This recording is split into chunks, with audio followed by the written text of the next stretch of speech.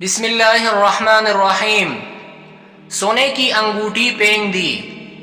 حضرت علقمہ فرماتے ہیں کہ ہم لوگ حضرت عبداللہ بن مسعود رضی اللہ عنہ کے پاس بیٹھے ہوئے تھے کہ اسی درمیان حضرت حباب آ گئے اور مجھے دیکھ کر فرمایا، اے عبد الرحمن، کیا یہ نوجوان آپ کی طرح قرآن پاک پڑھ سکتا ہے؟ انہوں نے کہا، جی ہاں، اگر آپ فرمائیں تو میں علقمہ سے کہوں کہ وہ آپ کو قرآن پاک میں سے کچھ پڑھ کر سنائے۔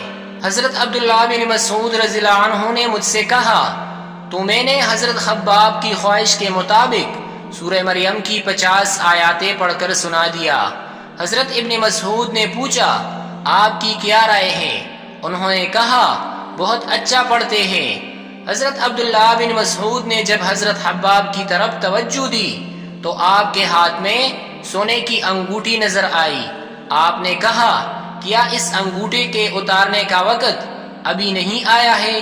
حضرت حباب نے کہا کہ آج کے بعد آپ اس انگوٹھی کو نہیں دیکھیں گے۔ انہوں نے اس انگوٹھی کو نکال کر پھینک دیا۔